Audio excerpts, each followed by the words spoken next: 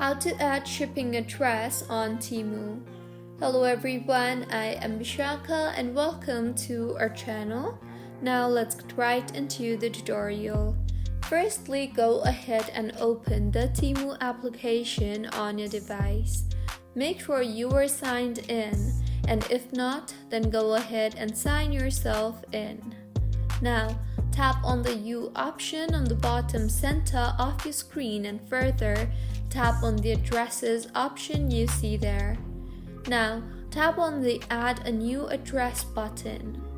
You will then be required to enter your details, so go ahead and enter your first name and last name firstly, followed by your address that includes your street address, zip code, state, city, and finally enter your phone number.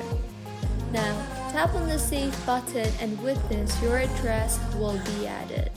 So, this is how you can add shipping address on Temu.